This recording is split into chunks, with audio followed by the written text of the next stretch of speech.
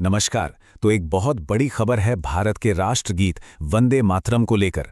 फरवरी 2026 से सरकार ने कुछ नए और काफी डिटेल्ड गाइडलाइंस लागू कर दी हैं।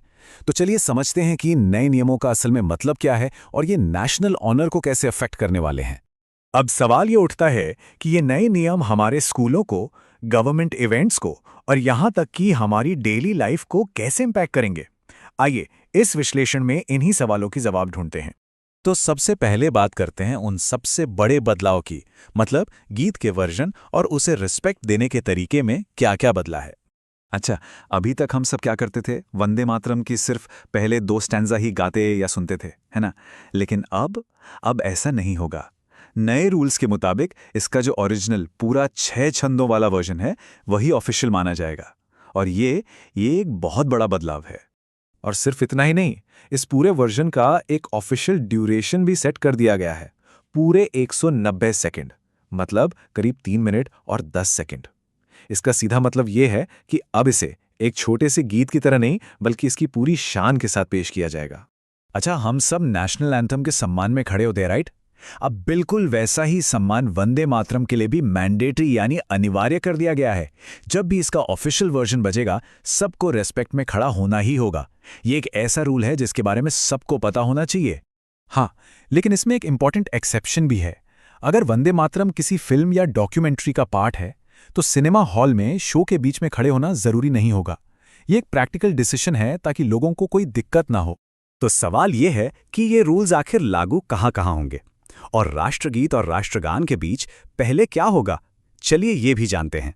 ये एक बहुत ही क्लियर और इम्पॉर्टेंट चेंज है। अब से जिन भी फंक्शंस में राष्ट्रगीत और राष्ट्रगान दोनों होंगे, वहां हमेशा पहले वंदे मातरम होगा और उसके बाद राष्ट्रगान।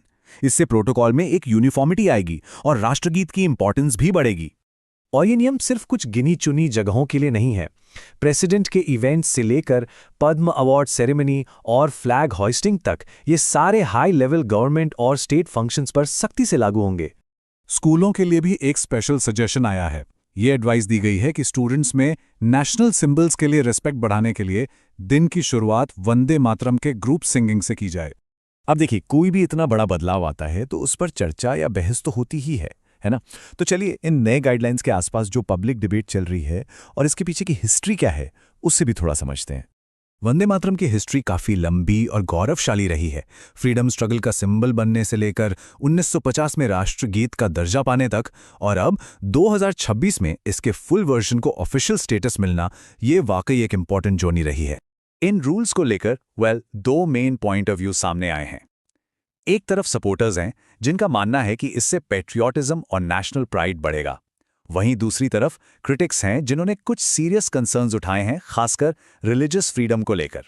क्रिटिक्स का जो मेन आर्ग्यूमेंट है वो ये है कि गीत में देश को एक मदर या माता के रूप में दिखाया गया है और ये कॉन्सेप्ट कुछ रिलीजियस बिलीव्स के साथ मैच नहीं करता। इसी वजह से ये एक सेंसिटिव और कॉम्प्लेक्स इशू बन जाता है।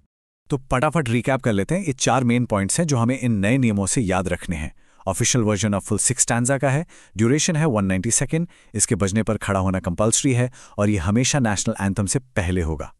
और ये पूरा एनालिसिस हमें एक बड़े और बहुत इंपॉर्टेंट सवाल पर लाकर छोड़ देता है कि इस तरह के नियम बनाते वक्त नेशनल रिस्पेक्ट और पर्सनल लिबर्टी के बीच एक सही बैलेंस कैसे बनाया जा सकता है। ये एक ऐसा सवाल है जिस पर हम सबको सोचना चाहिए। अगर ये एनालिसिस पसंद आया हो और ऐसे ही और टॉपिक्स को सिंपल और इंटरेस्टिंग तरीके से समझना चाहते हैं, तो हमारे YouTube चैनल को सब्सक्राइब करना मत भूलिएगा। हम कॉम्प्लेक्स टॉपिक्स को आसान बनाते हैं।